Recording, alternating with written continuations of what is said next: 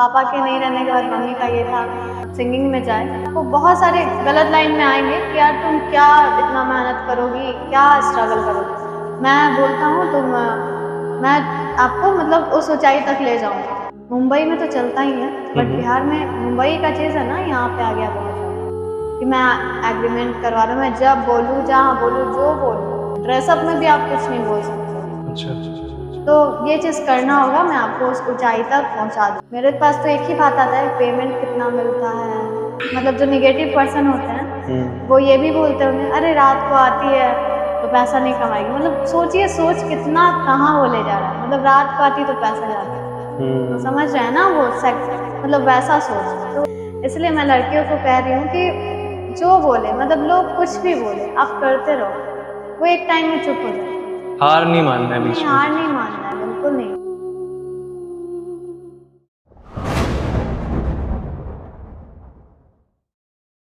नमस्कार, आदाब, शस्त्रीय काल and very good evening to all of you. मैं अमन राज आप सभी का स्वागत करता हूं एट होम शो पे। आज हमारे शो पे मौजूद है एक ऐसी कलाकार जिनकी आवाज और सुर से न केवल पटना बल्कि बिहार और भारत के कोने कोने के लोग मंत्र मुग्ध हो रहे हैं। जी हाँ, मैं स्वागत करना चाहूंगा मिस आलिया श्रीवास्तव जी का। आपका बहुत बहुत स्वागत है हमारे शो पे। Thank you. So miss Aliya ji, आज हमारे शो पे आप पहली बार आई हैं, कैसा लग रहा है आपको यहाँ आकर? सबसे पहले मैं थैंक यू बोलना चाहूँगी एट होम शो को, जिन्होंने जी। मुझे यहाँ पे बुलाया और मुझे यहाँ पे आके बहुत खुशी मिल रही है। वैसे मैं बताना चाहूँ कि मुझे इनसे ज़्यादा खुशी मिल रही है इस बात के लिए कि इनके यहाँ आने से मुझे कहीं ना कहीं बहुत ज़्यादा गौरवान्वित भी महसूस हो रहा है कि इन्होंने हमारे लिए समय निकाला और अपना कीमती समय हमारे शो के लिए दिया। सो थैंक्स टू यू कि आपने हमें समय दिया। हमें मालूम हुआ कि आप बचपन में बैंकिंग करना चाहती थी, बैंकिंग सेक्टर में जाना चाहती थी, और फिर ये सिंगिंग में आना, एज अ सिंगर परफॉर्म करना, कहीं काफ़ी डिफरेंट सेक्टर्स नहीं है दोनों? ये बैंकिंग, ये सिंगिंग काफ़ी डिफरेंट लग रहा है, लेकिन क्या था ये जर्नी आपका कि बैंकिंग से सिंगिंग में कन्वर्ट?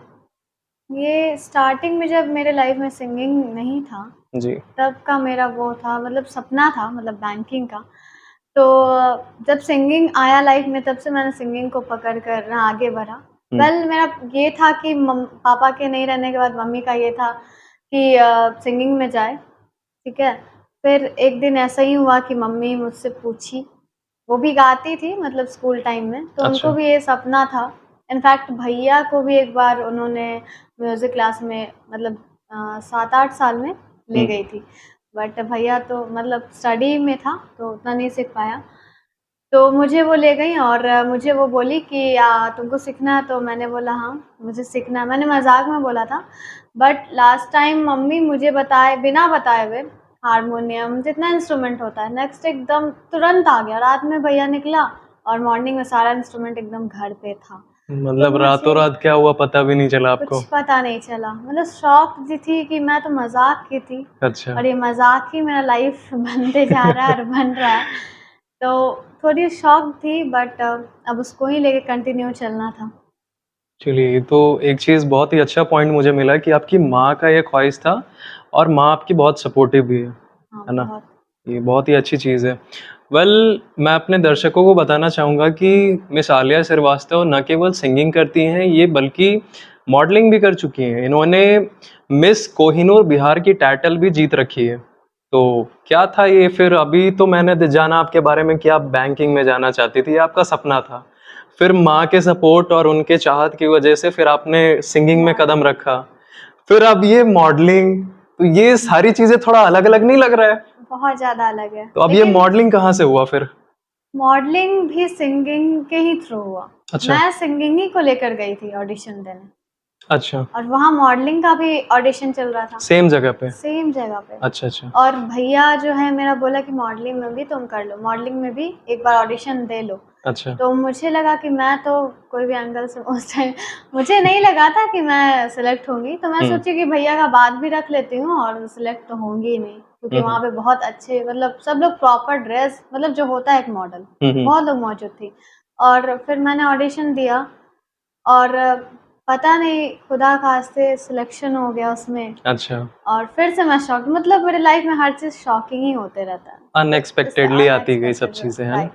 तो वही हुआ मेरे साथ और मैंने फिर से वहाँ से मॉडलिंग का स्टार्ट किया। ग्रूमिंग क्लास हुआ हमारा। ग्रूमिंग क्लास से भी मुझे नहीं लगता था कि मैं जीत पाऊंगी, मतलब मुझे अच्छा। कॉन्फिडेंस नहीं था इस चीज़ को लेकर कि मॉडल भी बन सकती हूँ, हम्म क्योंकि जब आपके सामने बहुत ही टैलेंटेड लोग मौजूद रहे, सब चीज़ अच्छे रहें, तो आपको कॉन्फिडेंस लो हो जाता है। लेकिन मैंने प्रैक्टिस अच्छा था मेरे लिए कि लोग वैसे थे, मतलब कंपटीशन से हाई लोग थे वहाँ पे, तो मैं उन्हें देख के और भी मतलब प्रैक्टिस करने लगी, घर पे करने लगी।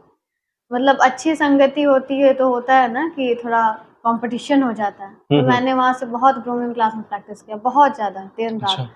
और उसके बाद फाइनल के दिन मैं रेडी हुई। उस दिन सबसे बड़ा गेम हुआ मेरे साथ, बहुत ज़्यादा ही, जो कि अनएक्सपेक्टेड था मेरे लिए। हमारे लेंस में जो है ना, बहुत एक अजीब सा केमिकल मिक्स किया गया आई एक आँख लेंसेज। में, आई लेंसेज में अच्छा। जी। तो उसमें बहुत ही ऐसा था ना कि आँख आपका अगर हल्का भी केमिकल रहता है ना, तो लगता है कि चलो आँख बच जाएगा, और प्रॉपर आँख ही खत्म करने वाला लेंस था। अच्छा। तो वो हमारी मेकअप आर्टिस्ट जब मुझे मेकअप कर रही थी, तभी भी पता नहीं चल रहा था, बट हल्का ही नीला हुआ था। तो वो बताई कि हल्का सा थोड़ा लीक है इंजेक्शन के कारण, या फिर कैसे भी किसी भी तरह मिलाया गया उसमें। तो तो वो आपको ये चीज़ चीज़ें, मतलब आप लोगों ने इस बारे में रिसर्च नहीं करा, ये चीज़ें किसने किया, कैसे हुआ ऐसे? रिसर्च हमें तो पहले लगा कि ऑनलाइन आया था वो आई अच्छा, वो लेंस। पैकेज ही ऐसा है, आपको हाँ, ऐसा तो लगा? मुझे लगा कि वहीं से गड़बड़ है। अच्छा। जी, तो मैंने उसको इग्नोर कर दिया। मुझे लगा कोई बड़ा इश्यू नहीं है, अपना जो भी है वैसे ही विदाउट लेंस मैं शो कर लेती हूँ। अच्छा। उसके बाद ड्रेसअप की बारी आई, तो मेरी जो ड्रेसअप थी, मतलब बहुत डिज़ाइनर से, सबका ड्रेसअप डिज़ाइनर से बनाया गया था। तो वो मेन जो पहनना था मेरे मॉडलिंग शो में, जी। वही गायब था। ड्रेस गायब इनफैक्ट हो गई? ज्वेलरी गायब था मेरा, सैंडल भी किसी ने नहीं छोड़ा था, मतलब हर चीज़ गायब था मेरा। और सेकंड राउंड में जब मैं पहनने वाली थी गाउन, वो भी सब चीज़ गायब था। और उस वक़्त मैं बहुत अफ़सोस कर रही थी खुद पे कि कैसे क्या होगा, शायद अब मैं जाने वाली थी घर, छोड़कर सब चीज़। उसके बाद फिर दूसरा ड्रेसअप और भी था, रहता है एक्स्ट्रा में, वो चीज़ पहन के मैं गई स्टेज पे। बट ऐसा भी नहीं कि सब लोग से अच्छा हो, बट था, चलो पहन लिया मैंने। फिर हुआ कि शो उम्मीद नहीं था, लेकिन विन मैं ही की फर्स्ट मिस कोहिनूर बिहार 2021 मैं ही बनी। और मुझे उस दिन भी शॉक लगा कि कैसे। तो सर ने एक ही बात बोला, बाबू तुम्हारे साथ इतना हुआ, इतना इतना रचा गया तुम्हारे साथ जो भी हो, तो उसमें भी तुम इतना कॉन्फिडेंस नहीं हारी, नहीं तो बाकी लड़की रहती तो क्या हो जाता क्या नहीं हो जाता। मेरा इज्जत रखी और इसी मेहनत के कारण तुम आज विनर बनी हो। तो मैं वहाँ विनर बन गई। लास्ट टाइम सब होने के बाद फिर चेकआउट किया गया सब चीज़ को लेकर। अच्छा, वो रिसर्च किया गया हाँ, फिर रिसर्च कि किया सारी गया, चीज़ें छोड़ा कैसे नहीं हुई? गया, क्योंकि मेरा ही नहीं, मतलब गुस्से से जो हमारे डिज़ाइनर थे उनके सारे ज्वेलरी, मतलब जब सारी मॉडल्स रखी तो उन लोग का भी गायब हो गया। पता कैसे चला फिर ये? पता हमें सीसीटीवी चेक कराया गया, अच्छा। वो हॉल में जो सीसीटीवी था, हाँ, उससे हाँ। पता चला कि कार में सारा सब लोग लेकर मतलब निकल गए। उसमें सबसे बड़ा हाथ तो पेरेंट्स का था। कौन से बच्चे, पेरेंट्स, मतलब जो कंटेस्टेंट आए हैं हाँ, उनके? मॉडल्स के पेरेंट्स। ये भी होता मॉडल्स, है? जी। मॉडल्स तो मॉडल्स करती तो चलो मॉडल्स दुश्मनी के कारण की, बट उनके पेरेंट्स भी मिल के किए, तो ये सबसे बुरा बात होता है। चलिए, हम इस टॉपिक पे पेरेंट्स के ऊपर बहुत ज़्यादा हम ये नहीं कर पाएँगे क्योंकि वैसे आपने सिंगिंग का शुरुआत कहाँ से किया? आप तो बताएँ कि आपकी माँ हाँ, चाहती थी, जी। तो फिर आपने क्लासेस जॉइन किए, फिर उसके बाद कैसे शुरुआत हुआ सिंगिंग का? सिंगिंग का शुरुआत तो पहले माँ ही करवाई है, मतलब सबसे बड़ा हाथ तो उनका ही। हुँ। उसके बाद बात रहा शोज़, इतने अभी शोज़ करती हूँ या फिर गवर्नमेंट शोज़ भी करती हूँ बिहार सरकार के तहत। तो फर्स्ट ऑफ ऑल तो मेरे ही, मतलब मैं पैसा जो ओपन माइक होती हैं, अभी भी होते हैं, हाँ, हाँ। 100 रुपीज़ 200 रुपीज़, आप जाओ एक सॉन्ग गाओ। तो उस टाइम मेरे पास स्टेज नहीं था, मतलब मैं सोचती थी कैसे जाऊँ और गाऊँ। तो उस टाइम मैंने बहुत मतलब फॉर्म फिलअप करना पड़ता था, बहुत लंबा प्रोसेस करना, तब जाके एक स्टेज मिलता था और वहाँ पे मैं जाकर गाती थी जो भी गाना हो। तो वैसे वहाँ से मैंने शुरुआत किया, फिर आगे गई तो बहुत लोगों के साथ जुड़ी, क्योंकि ये ओपन माइक ओपन में होता है तो बहुत लोग आते जाते रहते हैं। जी। तो सभी लोग पहचाने, डायरेक्ट नंबर नहीं, बट जो वहाँ के करवाते हैं स्पॉन्सर हो, ऑर्गेनाइजर, उनसे नंबर लेकर कांटेक्ट किया उन्होंने। अच्छा। तो उस टाइम मेरे को एकदम दिमाग नहीं था कि पेमेंट भी चार्ज होता भी होगा, मतलब अच्छा। उतना नहीं था माइंड। तो मुझे बुलाया जाता था शो में, मैं जाती थी, गाती थी, आती थी, कुछ नहीं, सब चीज़ मैं सोचती थी कि जो 100 मतलब जो मैं पेमेंट करके गा रही हूँ, मुझे फ्री में गाने को मिल रहा है तो क्या दिक्कत है। मैं खुश रहती थी कि अच्छा। पेमेंट करना नहीं है, आराम से गा के आना है, मेरा प्रोफाइल बनेगा। हाँ। बट मेरे पे लोगों ने बहुत मतलब फ़ायदा बहुत उठाया मेरे सिंगिंग का। कैसे? मुझे बुलाते तो थे, हम्म। चलो बुला रहे हैं, कोई बात नहीं, बुला रहे हैं, आप स्टेज दे रहे हो, उसके लिए मैं बहुत मतलब इतना रिस्पेक्ट हो गया था उन लोग के लिए मेरे, सब बड़े थे, मतलब बड़े लोग। हम्म। लेकिन वो मुझे सिंगिंग करवा कर मेरे पे ही हाई पेमेंट उठाकर, और वो मुझे मतलब पेमेंट चार्ज नहीं करते थे, मतलब मेरे पे ही सारे लोग पेमेंट उठाकर खुद रखते थे। हाँ। एक मीडिएटर टाइप हो जाए, हम्म। ऑर्गेनाइजर से पैसा लेकर, मुझे बस होता है ना कि यूज़ करना हम्म। हो गया, तो वही फ़ायदा उठाया गया बहुत ज़्यादा। मतलब 1 साल 2 साल ऐसे ही मेरे को फ़ायदा उठाया गया, फ्री में मैं गाई। तो वही फिर मुझे थर्ड पर्सन से पता चला कि अरे तुम्हारे पे पैसा लिया जा रहा है, तुम्हें नहीं मिलता। तो मैं बोली नहीं, मुझे नहीं मिलता। तो मैंने बोला भी ये चीज़ कि नहीं, ये चीज़ झूठ है, मुझे ऐसे धोखा नहीं दे सकते लोग। मतलब उस टाइम होता है ना कि दुनिया धीरे-धीरे पहचान हाँ। रही थी मैं, तो उस टाइप से मेरे साथ हुआ था। तो वैसे भी इंसान सड़कों पे चलना तभी सीखते हैं जब उनको पत्थरों से चोट लगती है पैरों में। मुझे तो बहुत तो लगी। वैसे ही फिर आप भी सीखने लगी कि दुनिया में क्या-क्या चीज़ें होती हैं, है ना? बहुत। अच्छा, आपने ये बताया कि आप पहले रजिस्ट्रेशन करा के ओपन माइक में जाती थी और फिर धीरे-धीरे आपको लोग पहचानने लगे और फिर जाकर के आपको इन्विटेशन आने लगे शोज़ के लिए, है ना? तो मैं कई बार ऐसा देखता हूँ कि जो शोज़ होते हैं वो ज़्यादातर नाइट में होते हैं, हुँ, है ना? कोई पार्टी फंक्शन ऐसा कुछ। तो क्या आपके साथ भी कभी ऐसा होता है कि जब आप लेट नाइट घर आती हैं तो आपके आस-पास के लोग, आस-पास कह लो या फिर आपके घर के लोग, हाँ। कुछ ऐसे नेगेटिविटी फैलाना होता है ना कि हुँ, इतने देर-देर तक कहाँ रहती है? देखो, कोई लड़का होता है तो वो एक पर्सपेक्टिव अलग होता है, बट आप एक फीमेल हैं, हुँ। तो आपने कभी ऐसा फेस करा है? ऑफ़ कोर्स अगर इस लाइन में हूँ तो किसी भी लड़की को बहुत ही प्रॉब्लम होता है। तो हुँ। मुझे भी इस चीज़ को लेकर बहुत प्रॉब्लम हुआ। मेरे घर के तो सपोर्टिव है सभी लोग, तो घर के मम्मी सब लोग को हटा देते हैं। बाकी अगल-बगल के लोग, मैं बहुत परेशान हो गई थी। मतलब मेरा शो अगर मान लीजिए आउट ऑफ पटना हुआ, हुँ। अगर मैं लौट रही हूँ, ऑफ़ हुँ। कोर्स 2 बजेगा, 3 बजेगा। हुँ। तो ऐसे अनएजुकेटेड बोल सकते हैं, मतलब मैं यही सोचती हूँ कि अगर वो सोचते हैं कि अरे बाहर शो करती है तो आने में टाइम, तो वो कभी मेरे बारे में गलत नहीं बोलते।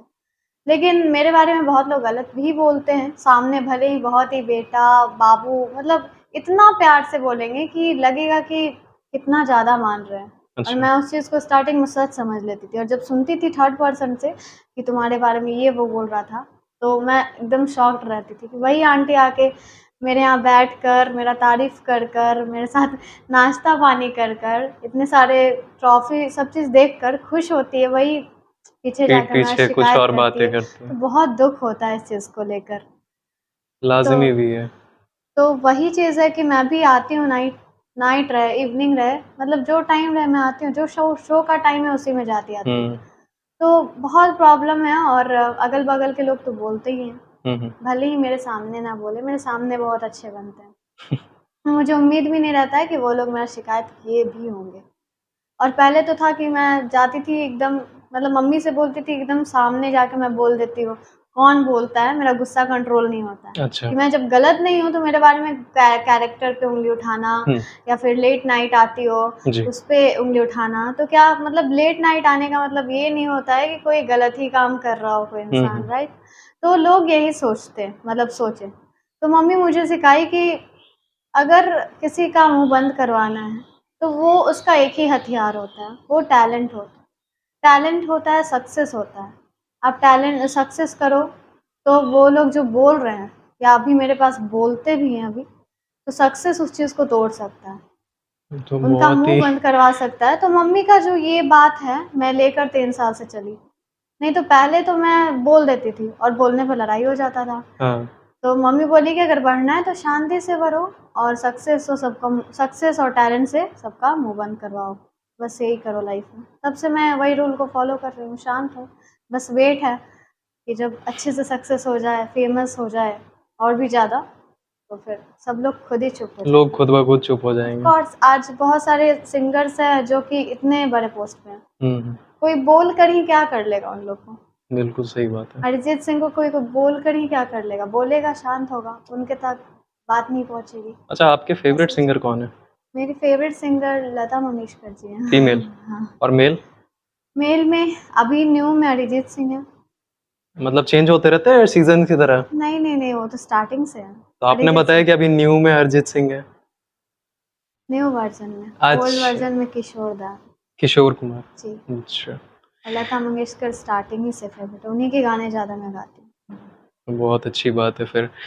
ओके, थोड़ा करियर के बारे में हम जानना चाहेंगे कि आप अपने करियर को लेकर के क्या सोचती हैं आगे करने के लिए? करियर को लेकर मैं म्यूज़िक में हूँ, तो कोई भी सिंगर अगर सिंगिंग में जाता है तो वो एक ही सपना रखता है, प्लेबैक सिंगर बनना, या फिर कुछ अच्छा उस स्टेज पे जाना जहाँ से नाम हो उसका पूरे हम्म, भारतवर्ष में। तो मैं वही सपना रखी हूँ कि एक प्लेबैक सिंगर बनना है। और उसके साथ-साथ मैं अभी मास्टर्स कर रही हूँ म्यूज़िक में, तो मैं चाहती हूँ कि म्यूज़िक से पीएचडी भी कंप्लीट करूँ। बिल्कुल। हाँ, क्योंकि मैं एमए तक ही करके छोड़ने वाली थी, बट अभी शारदा सिन्हा जी नहीं हैं, तो मेरा उनसे बहुत अच्छा बॉन्डिंग रहा है स्टार्टिंग से। अच्छा। मैं उनके घर, उनके हॉस्पिटल तक उनके साथ थी। हम लोग गाए भी हैं उनके साथ। मैं वो साथ में हॉस्पिटलाइज़ जब थी, तब हम हम्म, थे, वहाँ पे भी गाना चला है। तो उससे वही मुझे बोली थी कि अगर म्यूज़िक में करना है तो प्रॉपर इसका पढ़ाई भी करना, मतलब पीएचडी लास्ट डिग्री, हम्म, और उसके बाद प्लेबैक सिंगिंग भी करना। मैं उनसे बोली भी कि मैम अगर मैं इधर करूँगी तो इधर कर, मैम बोली कि मैं भी तो की, वो भी की ऑफ कोर्स, बॉलीवुड में गाना गाई, कहे तो उसे सजना। तो ये सब चीज़ वो बोली कि दोनों लेकर ही चलना है तो अच्छा है, क्योंकि प्रैक्टिकल और थ्योरी दोनों इम्पोर्टेंट है इस लाइन के लिए। वैसे शारदा सिन्हा जी तो अब इस दुनिया में नहीं है, लेकिन उनकी आवाज़ और आवाज़ उनकी, तो बहुत है है। ना, वो हम स्पेशली बिहारियों के एस्टिक, दिल में वो लाइफ टाइम तक जो कहते हैं ना अमर हो जाना, वो बिल्कुल ज़रूर रहेगा। एवरग्रीन लता मंगेशकर जी, उनकी आवाज़ हम्म, कभी भी ख़त्म नहीं होगी इस दुनिया से। तो ये लोग जो सिंगर हैं, ये हमारे आइडल हैं, मतलब सिखा के गए कुछ और सीख अभी भी सीख रही हूँ। तो बस यही रहा है सफ़र। लेकिन दिल से मैं बताऊं तो शारदा सिन्हा जी के बारे में कि जब जब बिहार में, जब जब पूरे भारत में छठ महापर्व मनाया जाएगा, तब तब वो हमारे दिलों में गूंजती रहेंगी। ऑफ कोर्स, छठ गीत, लोकगीत, सारा चीज़ मतलब उनकी सुर के बिना मतलब आप मान लीजिए इस बात को ना कि वो महापर्व भी कहीं ना कहीं सुना पड़ जाएगा, जी। है कि नहीं? बढ़ते हैं आगे। वैसे आपको तो कई जगह से मतलब स्टेज शोज के लिए बुलाया जाता है, चाहे वो गवर्नमेंटल हो या नॉन जी, गवर्नमेंटल जी। हो, प्राइवेट पार्टीज प्राइवेट। हो, बड़े बड़े फंक्शंस हो, है ना? कई सारे बॉलीवुड सिंगर्स ने आपको अवार्ड भी दे रखा है। तो आप शुरुआत भी आपने बिल्कुल ज़ीरो से स्टार्ट करा था, है ना? तो कहीं न कहीं आपकी माँ और आपके पूरे फैमिली भी आपके लिए सपोर्टिव रही, आपके टैलेंट को लेकर के, आपके प्रोफ़ेशन को लेकर के। लेकिन मैं थोड़ा-सा उन लोगों के बारे में चर्चा करना चाहूँगा, जो लड़कियाँ अपने लाइफ़ में सिंगर बनना चाहती हैं, लेकिन कहीं न कहीं होता है किसी फैमिली में कि उनकी मेंटालिटी, उनके पेरेंट्स की, उनको बैक फुट लेने पे मजबूर कर देती है। जैसे मुझे सिंगिंग में इंटरेस्ट है, नहीं लेकिन तुम लड़की हो, हुँ। तुम बाहर सेफ नहीं हो, नहीं जाना है तुमको वहाँ। तो इस तरीके से आप उन पेरेंट्स को क्या मैसेज देना चाहेंगे अपने तरफ से? फर्स्ट ऑफ ऑल मैं बताना चाहूँगी खुद के बारे में भी थोड़ा कि मुझे भी मेरी ही फैमिली यानी मेरी माँ, भाई लोग, इन लोग का सपोर्ट है। अगर फैमिली का माना जाए मतलब फुल फैमिली, तो उन लोग का कहना था पढ़ाई, स्टडी, यही। मतलब हमारे फैमिली में कोई सिंगिंग से नहीं है, तो उन लोग को इसके बारे में भी जानकारी उतना नहीं है। और अनएजुकेटेड और एजुकेटेड के बारे में क्या बोलूँ? जो लोग एजुकेटेड भी हैं, वो लोग भी अपने बेटे-बेटी को नहीं इस चीज़ में लाना चाह रहे, ठीक है? तो मैं भी अगर रुक जाती तो आज जो मैं की हूँ, या फिर सोनू सूद जी से भी अवार्ड मिल चुका है मुझे, या फिर प्रोग्राम भी उनके साथ कर चुकी हूँ। स्टार्टिंग में मेरे को भी लेके बहुत लोगों को कन्फ्यूज़न था, क्या ही करेगी म्यूज़िक में? म्यूज़िक से क्या ही हो पाएगा? हुँ, तो मैं उन लोग के लिए स्पेशली अभी भी चाहूँ तो मैं स्टडी करूँ, म्यूज़िक छोड़ूँ, लेकिन उन लोग को मुझे जवाब देना है कि म्यूज़िक होता क्या है? और जो अभी बेटी या बेटा लोग के लिए तो कोई दिक्कत, लड़का लोग के लिए ज़्यादा दिक्कत नहीं हो पाता है, लेकिन लड़की लोग के लिए बहुत रोक-टोक है, बहुत जगह रोक-टोक है। पेरेंट्स को मैं गलत नहीं बोलूँगी, लेकिन पेरेंट्स भी सही सोचते हैं, अगर बच्चे के बारे में सोच रहे हैं, क्योंकि बेटी भी उन्हीं की है, बेटा भी उन्हीं का है। हुँ, तो ये जो लाइन है ना, म्यूज़िक एकदम परेशान करने वाला भी लाइन है, और अगर आप अच्छे से चल रहे हो, तो अच्छे से जी भी पाओगे। बहुत इसमें डिप्रेशन भी होता है, इतने लोग आपको टॉर्चर भी कर सकते हैं इस रास्ते को लेकर, और इस रास्ते में लास्ट टाइम जाते हुए 2 ही रास्ता रहता है, मैं तो सबको बोलती हूँ, एक गलत एक सही। अपना दिमाग यूज़ करना है कि आप अपना अ, इज़्ज़त से जाना चाहते हो हर चीज़ में, या फिर ऐसे ही, ठीक है ना? तो ये जो 2 लाइन रहता है, आपको बहुत सारे गलत लाइन में आएँगे कि यार तुम क्या इतना मेहनत करोगी, क्या स्ट्रगल करोगी? मैं बोलता हूँ मैं आपको मतलब उस ऊँचाई तक ले जाऊँगा, अपने खुद से। और उसके लिए कुछ लड़कियाँ हैं कि एकदम शॉर्ट रास्ता के लिए मतलब हाँ, एक्सेप्ट कर लेती हैं, ठीक अच्छा, है? और जो शॉर्ट ये रास्ते के लिए एक्सेप्ट करती हैं, उनका एंड वही होता है, मतलब फिर से ज़ीरो पे आके रख देता है इंसान। उसमें बहुत सारे एग्रीमेंट्स होते हैं, ये मैंने देखा है हमेशा, और अभी भी इनफैक्ट बिहार में भी बहुत चल रहा है ये चीज़। मुंबई में तो चलता ही है, हुँ, बट हुँ, बिहार में मुंबई का चीज़ है ना, यहाँ पे आ गया बहुत ज़्यादा कि मैं एग्रीमेंट करवा रहा हूँ, मैं जब बोलूँ, जहाँ बोलूँ, जो बोलूँ, या फिर आपको हीरोइन का रोल दे रहा है, कुछ दे रहा है, कुछ ड्रेसअप में भी आप कुछ नहीं बोल सकते हो। अच्छा। तो ये चीज़ करना होगा, मैं आपको उस ऊँचाई तक पहुँचा दूँगा। वैसे नेगेटिव कंडीशन चीज़ में भी क्या करना होगा क्या? अगर वैसे कंडीशन में फिर फीमेल को क्या करना चाहिए? फीमेल को उस कंडीशन में फ़र्स्ट ऑफ ऑल अपना इज़्ज़त देखना चाहिए, क्योंकि कैरेक्टर से बड़ा कुछ होता नहीं है लाइफ़ में। हुँ, कैरेक्टर अगर देख रही है, तो उनको उस एरिया में नहीं जाना चाहिए, बैक हो जाना चाहिए। चाहे कितना भी बड़ा ऊँचाई आपको मतलब मिल रहा है, सक्सेस मिल रहा है एकदम तुरंत, तो हर चीज़ तुरंत मिल रहा है तो थोड़ा माइंड में वो लाना चाहिए कि नहीं ये गलत है तभी तुरंत मिल रहा है। नहीं तो आपका टैलेंट नहीं, तो आप इतना जल्दी कैसे चीज़ सक्सेस कर सकते हो? तो उस चीज़ उनको बैक हो जाना चाहिए उससे। अगर अभी बहुत सारी हैं ना कि नहीं बैक होती हैं। हुँ, मैंने भी देखा है, अभी हमारे भी बीच में बहुत सारी ऐसी गर्ल्स हैं कि नहीं मतलब वही एरिया चूज़ की भी हैं। हुँ, हुँ, और आज देखिए एकदम हाइलाइट है, मतलब पूरा बिहार में हाइलाइट चल रही है। अच्छा, और मेरे पास भी ये चीज़ आया था, बट मैंने एक्सेप्ट नहीं किया। मैं जो लॉन्ग ही टर्म सेलेक्ट की, बट लंबाई जाना है लेकिन मुझे इज़्ज़त से जाना है। शॉर्टकट्स नहीं अपनाने नहीं, लाइफ में। शॉर्टकट्स लाइफ़ में कभी नहीं हुँ, अपनाना चाहिए। चलिए ये तो मैं समझ बस शॉर्टकट नहीं अपनाती हूँ, क्योंकि अगर अपनाई तो लोग फिर बोलेंगे मेरे बारे में। ऐसे भी लॉन्ग कट में भी बोलते ही हैं सभी लोग। जब लॉन्ग कट में इतना मेरे को कैरेक्टर पे बोल सकते हैं या फिर जो भी, तो शॉर्टकट पे तो और बोलेंगे, है ना? लेकिन मेरी एक ही खुशी है कि चलो, अगर दिन में, अच्छाई में, भलाई में अगर मेरे बारे में चर्चा ही हो रहा है, तो आखिर मैं सबके दिल में और मन में तो रह रही हूँ। कुछ भी चर्चा करें, बट एटलीस्ट दिन में एक बार आलिया के बारे में सभी लोग सोचता है हुँ, चाहे बुराई को लेकर हो चाहे अच्छाई को। तो पेरेंट्स को मैसेज दूंगी कि प्लीज़ जो सेक्टर में जाना चाहती हैं आप, बस बच्चे को यही बोलो कि मैं भेज तो रहा हूँ आपको, मतलब जो भी सेक्टर हो, बट आप मेरा बस इज्जत का ध्यान रखना, क्योंकि बहुत दुनिया से लड़ कर ही इस चीज़ में सपोर्ट किया जाता है किसी भी बच्चे को। बिल्कुल। क्योंकि मुझे भी अगर सपोर्ट कर रही है मम्मी, तो ऐसा नहीं कि बहुत लोग बोलता है। मेरे पास तो एक ही बात आता है, पेमेंट कितना मिलता है, 25-30 हज़ार तो मिल ही जाता है। मेरे पास यही चीज़ डेली आता है। हुँ, ऑफ़ कोर्स मेरे को गाँव मतलब मेरे जो अगल-बगल में सब लोग सिर्फ़ इतना वो सोचे हुए हैं ना कि बहुत पेमेंट, एक शो का पेमेंट, पेमेंट, पेमेंट, पैसे बहुत कमाने पैसे लगी। बहुत कमाती है। बहुत ज़्यादा, ये चीज़ तो पूरा हल्ला है, हुँ, पैसे। और उसके साथ ये भी हल्ला है कि रात मतलब जो नेगेटिव पर्सन होते हैं, हुँ, वो ये भी बोलते होंगे, "अरे! रात को आती है, तो पैसा नहीं कमाएगी।" मतलब सोचिए सोच कितना कहाँ वो ले जा रहा है। मतलब रात को आती है तो पैसा ज़्यादा। तो हुँ, समझ रहे हैं ना वो मतलब वैसा सोच। तो उन सोच के लिए मैं यही बोलूँगी कि प्लीज़, मैं भी बेटी हूँ जैसे आप लोग की बेटी रहती है, तो मुझे बस प्यार चाहिए, आशीर्वाद चाहिए और कुछ भी नहीं चाहिए। तो प्लीज़ जैसे अपनी बेटी के बारे में सोचते हैं, वैसे प्लीज़ किसी दूसरी बेटी के बारे में गलत ना बोलें, क्योंकि जो हर्ट होता है बहुत मतलब दिल से हर्ट हो जाता है किसी का बात। तो यही चल रहा है और क्या। बहुत ही गहरी बात आपने कर दी। मैं तो मतलब सोचने पे मजबूर हो गया, डूब गया उस थॉट में। और उसके अपने ही लोग जो है इस तरीके से आपके बारे में बातें करने लग जाते हैं। तो अमूमन लड़कियों को बढ़ने में अगर देखा जाए तो पीछे खींचने वाले हमारे ही आस पड़ोस के लोग होते हैं, बिल्कुल। है ना?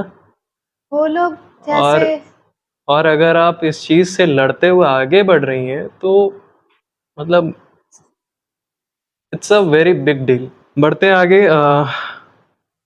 पेरेंट्स के लिए तो आपने बहुत ही अच्छा मैसेज दिया। मैं थोड़ा सा अभी के जो जनरेशन की जो गर्ल्स हैं, जो कहीं ना कहीं अपने आप में डिमोटिवेट हो जाती हैं, ये कई बार ये सोच लेती हैं कि यार मेरे से कुछ नहीं होगा, पढ़ाई नहीं हो पा रहा है, मेरे अंदर कोई टैलेंट भी नहीं है, हम कुछ करने के लायक नहीं है। मतलब थोड़ा सा उनके अंदर अपने आप को लेकर के सेल्फ डाउट, जैसे आपने बोला था ना स्टार्टिंग में जी कि मॉडलिंग को लेकर के मेरे अंदर सेल्फ डाउट था कि जी जी। मैं इस लायक हूं नहीं, मेरे से कई अच्छे अच्छे लोग पहुंचे हुए हैं यहाँ पर, है ना? हर किसी को लगता है। तो वैसे फीमेल्स को, वैसी लड़कियां जो होती हैं, उनको आप क्या बताना चाहेंगी? देखिए, कॉन्फिडेंस तो लो नहीं करना चाहिए, क्योंकि मैं भी मॉडलिंग टाइम कॉन्फिडेंस लो की थी। ऑफ कोर्स अगर आपके सामने आईएएस हो और उनके सामने आप भी उसी चीज़ का तैयारी कर रहे हो, और अगर सामने और आपको स्पीच देना हो उसी चीज़ को लेकर, तो आपको बहुत डर महसूस होगा कि जिस बिल्कुल। चीज़ का मैं तैयारी कर रही हूँ वो एकदम सामने है। मान लेती हम्म। हूँ लता मंगेशकर जी सामने और मुझे गाना है, हम्म। तो मैं सोचूंगी ये इतनी बड़ी सिंगर है और मेरा क्या ही लेवल है कि मैं गा लूँगी इनके सामने। हम्म। तो मेरा भी कॉन्फिडेंस वैसे लो हुआ था, लेकिन मैं हम्म। वहाँ से ये सीख मिला कि कॉन्फिडेंस कभी लो नहीं करना चाहिए। किसी भी बात को लेके कभी भी डिमोटिवेट नहीं होना चाहिए लाइफ में, बढ़ते हम्म। रहना चाहिए। मुश्किल आते रहेगा लाइफ में, बहुत ज़्यादा ही मुश्किल आता है। अब लड़की के लाइफ में तो इतना आता है कि लोग का सुनो, लोग बोल रहे हैं। मैं भी हर चीज़ को लेकर बहुत लोगों से तो मैं बहुत ही परेशान हुई हूँ। इसलिए मैं लड़कियों को कह रही हूँ कि जो बोले, मतलब लोग कुछ भी बोले, आप करते रहो। वो एक टाइम में चुप हो जाएँगे। हार नहीं मानना है नहीं, बीच में। हार नहीं मानना है, बिल्कुल नहीं। वो एक हम्म। टाइम में खुद साइलेंट हो जाएँगे। वो तो चिल्लाते और हाँ, मतलब शिकायतें इसलिए करते हैं ताकि ये लड़की ना बैक हो जाए। बैक फुट मतलब ले ले। जहाँ थी वहाँ आ जाए। अच्छा। अगर आप थोड़ा 50% से आगे बढ़ जाओगे ना, बोलते-बोलते थक जाएँगे वो लोग। हम्म। अब आप रन करते रहो, वो लोग एक टाइम में खुद बैक हो जाएँगे। तो ये मैसेज है कि प्लीज़ आप लोग कॉन्फिडेंस लो नहीं कीजिए। किसी के बोलने से कुछ नहीं होता। हम्म। कोई आपका कुछ दे नहीं, मतलब दे आपको कोई टैलेंट नहीं दे सकता, वो आपका टैलेंट है। ज्ञान हम्म। नहीं दे सकता, देगा तो ताना देगा। तो हम्म। वो आप सक्सेस एक बार कर लीजिए, उसके बाद खुद अपने प्राउड से अपने पेरेंट्स के साथ रहिए, उसके बाद कोई नहीं बोलेगा। एक टाइम के लिए वो लाइफ में आता है, हर हर किसी के हम्म। लाइफ में। लड़कों के भी लाइफ में आता है एक टाइम के लिए ये चीज़ आना। हम्म। कोर्स अगर वो कुछ ना करे कुछ में, तो हम्म। वो ज़्यादा पेरेंट्स से आता है। हमारे मम्मी-पापा से आता है, तुम किए क्या, ये वो सब चीज़ आता है। तो प्लीज़ लड़कियों को यही है कि आप कॉन्फिडेंस लो नहीं करें। मैं यही मैसेज दूँगी और इससे ज़्यादा आगे खुद वो लोग समझदार होंगी, सोच लेंगे। मेहनत करते रहना हाँ, है, मेहनत। शॉर्टकट्स नहीं अपनाने हैं, और कॉन्फिडेंस को कभी लो नहीं रखना है ना? काफ़ी अच्छा मैसेज दिया है। इस 3 पॉइंट को लेकर के लड़कियों को इस बारे में फ़ोकस ज़रूर रखना चाहिए। वेल, आपके तरफ से कोई और पॉइंट जो आप कहना चाहती हो अपने मेरे बारे तरफ में, और से कुछ? अपने बारे में तो सब चीज़ बता दी हूँ, बट कहना चाहूँगी कि वही लाइफ़ के बारे में ही कहना चाहूँगी कि अभी भी मैं सोचती थी कि जो वैसे इलाके हैं लाइक गाँव, विलेज जो भी हो, हुँ। उसमें लड़कियों को रोका। बट मैंने ये देखा कि मैं एक जगह शो कर रही थी, वहाँ एक लड़की थी, ठीक है? यहाँ कास्ट का बहुत वो है, मतलब अगर कोई-कोई कास्ट जो जनरल में आते हैं, हुँ।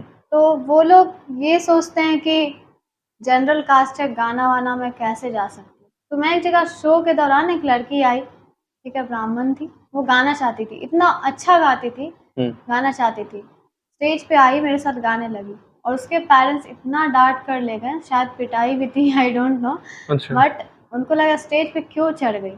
हुँ। मतलब बिहार में ऐसा लेते हैं ना कि गाना-वाना को थोड़ा अलग सोचते हैं। हाँ, तो मतलब उस उन टाइम लोगों पे का उसको थिंकिंग ये है सपोर्ट कि नहीं किया ये गया। नचनिया टाइप हाँ, है, या फिर भजनिया ही है हाँ, लाइक वो। इस टाइप का थिंकिंग तो होता है। उस टाइप वो बहुत डाँट सुनी और मुझे यही लगा कि म्यूज़िक को क्या इतना, मतलब लोग नीच नज़र से देखते हैं कि कोई गा दी बच्ची तो उसको इतना ले जाकर डाँटे या फिर रो रही थी। लास्ट टाइम मुझे आके ये बोली कि मैं सिंगिंग करती हूँ, मुझे सपोर्ट नहीं मिल रहा है और मैं चाहती हूँ कि मैं उस स्टेज पे जाऊँ। मैं बोली उसको कि अभी तो तुम छोटी हो, अभी कुछ बोल भी नहीं सकती, बड़ी हो और जो डिसीजन हो बस पेरेंट्स को बता दो कि मैं ये करने वाली हूँ, करने जा रही हूँ और करो। क्योंकि ऑफ कोर्स उसकी आवाज़ ऐसी थी कि क्रैक कर देती इंडियन आइडल। तो वहाँ उसको सपोर्ट नहीं मिल रहा है, तो फिर बाकी पेरेंट्स और लड़कियों को क्या कर सकते हैं हम? जब टैलेंट घर में बैठा हुआ है, उसको दबा के रख दिया गया है, मतलब गेट बंद, अपना अंदर रहो, पढ़ो लिखो, शादी हो और जाओ। तो उसके लिए लड़कियां थोड़ी ना है कि भाई बड़ी हो और शादी हो जाए। जितने लड़के कर रहे हैं ऑफ कोर्स लड़की भी उससे आगे कर ही रही है, दोनों बराबर हैं। तो वहाँ ये देखा गया ना कि भले ही ब्राह्मण हो, एजुकेटेड लोग हो, डॉक्टर उसके फादर, बट बेटी के टैलेंट को एकदम छुपा कर रखना है। तो ये चीज़ बुरा लगा मुझे। खैर वो मुझे एक बात बोली कि दी मैं बस हो जाऊँ 20 ईयर्स की, उसके बाद मैं अब पेरेंट्स को बता दूंगी, फिर निकल जाऊंगी अपना इंडियन आइडल में। बोली तो कि मेरे से भी अच्छा वॉइस, एकदम क्रैक कर देती वॉइस। तो प्राउड है ना वैसी वैसी बच्चियों पर जो कि इतना टैलेंट रख कर भी कुछ नहीं कर ही नहीं पा रही है, पेरेंट्स के सपोर्ट नहीं है। मैं तो लकी हूँ कि मुझे सपोर्ट है। मैं तो आपके बात से ये सोच रहा हूँ कि आपने ऐसा एक एग्जाम्पल देखा, ना जाने हमारे स्टेट में, हमारे कंट्री में ऐसी कितनी बच्चियां या फिर बच्चे होंगे, ज़्यादातर बच्चियों को देखा जाता है कि उनको मौका नहीं दिया जाता है। कितनी सारी लड़कियां होंगी जो अपने टैलेंट का गला घोट करके एक छोटे से चार दीवारी के अंदर बंद रह जाती होंगी। उनका जीवन शुरुआत होता है एक लड़की से, और घर का काम, चूल्हा चौखट, थोड़ी सी पढ़ाई लिखाई, ग्रेजुएशन हो गया, 12th हो गया, लड़का मिल गया, शादी हो गया, बच्चे हो गए, लाइफ खत्म। वही है, बहुत जगह है लड़कियों पे बहुत रोक है, बहुत रोक है। मैं हर जगह देखी हूँ कि बस मैं अगर बोली भी किसी पेरेंट्स को कि भाई सपोर्ट कीजिए इसको डांस में, डांस करके क्या करेगी, पढ़ेगी लिखेगी, शादी ही तो होना है एक दिन। तो ये क्या मेंटेलिटी है, डांस क्या करेगी, म्यूजिक क्या करेगी? अरे इंसान, भगवान जब भेजे हैं सभी लोग को तो ऑफ कोर्स सभी लोग कर्म करेंगे, वर्क करेंगे। लड़की लड़का में क्यों इतना डिफरेंस किया जाता है? क्या आज लड़की एरोप्लेन नहीं उड़ा रही है घर में बैठ के? कोई रोटी बना रही है तो कोई एरोप्लेन उड़ा रही है। तो कितना डिफरेंस है, और ये डिफरेंस सिर्फ पेरेंट्स के कारण, पेरेंट्स की मेंटेलिटी के कारण हो रहा है। कोई पेरेंट्स सपोर्ट नहीं कर रहे हैं तो टैलेंट दब जा रहा है, और उन्हीं लोग को ताना कल होके मिलता है हस्बैंड से कि तुम लाइफ में की क्या? मैं तो किया, तुम क्या की? तो ये ताना पेरेंट्स थोड़ा सपोर्ट कर देना तो आगे चल के उन लड़कियों को सुनना ना पड़े, खुद पे खड़ी होगी वो, कुछ का उतना ताना नहीं सुनना पड़ेगा उन लोग को। मैं भी एक लाइन कहना चाहूँगा ऐसे पेरेंट्स को जो इस तरीके से अपनी बच्चियों का या फिर हमारी बहनों का जो हुनर है उसको दबाना चाहते हैं। जिस वक्त पूरे देश में मारा मारी चल रहा था ना कि पाकिस्तान इंडिया पे अटैक कर दिया है, अब इंडिया को जवाब देना चाहिए, उस वक्त हमारे ही देश के 2 जाबाज ऑफिसर्स, और उन पेरेंट्स को वो बात पता होना चाहिए कि वो ऑफिसर्स भी फीमेल थी, एक इंडियन एयरफोर्स की और एक इंडियन आर्मी की। अफसोस आता है इस चीज को लेकर। जो लड़की, जो महिला इस देश को बचा सकती है वो क्या नहीं कर सकती है? सोचने वाली बात है, कितनी छोटी सोच है इनकी, एकदम छोटी सोच है ये। मैं तो सोचती हूँ कोई सोच ही नहीं, कि अगर सोच भी रहता ना तो 1% सोचते हैं। अब वो अगर आप डरते रहोगे कि मेरी बेटी है, मतलब डर सही है, आप बेटी के लिए डर रहे हो, सही है कि चलो बेटी के सेफ, लेकिन बेटी जो चाहती है वो तो सपोर्ट करना चाहिए। हाँ, एटलीस्ट आपको एज अ पेरेंट वे ढूंढना चाहिए कि आपकी बेटी जो करना चाहती है उसमें सही तरीके से इसको आगे कैसे बढ़ाएं। रिस्पॉन्सिबिलिटी हर तरह से होता है ना कि जब शादी तक ही होता है। ठीक है, बहुत ही प्यारा और बहुत ही मोटिवेशनल मैसेजेस आपने दिए पेरेंट्स को भी, और हमारे बिहार के, हमारे देश की लड़कियों को भी जो अपने लाइफ में आगे बढ़ना चाहती है। सो मैं चाहूँगा कि आपका बहुत बहुत धन्यवाद, आप हमारे शो में आई, अपने बारे में बताई, हमारी लड़कियों को मोटिवेट की, और आई विश कि आप बहुत आगे जाएं। इंडियन आइडल तक का जो सफ़र आपका अधूरा रहा है, आई विश कि आप उससे बड़े स्टेज तक पहुँचें। और फिर जब वहाँ पे पहुँचे और आपके नाम पूरे हिंदुस्तानी या फिर अलग-अलग कंट्रीज़ के लोगों के ज़ुबान पे आ जाए, तो एक बार दोबारा हमारे यहाँ ज़रूर आएँ।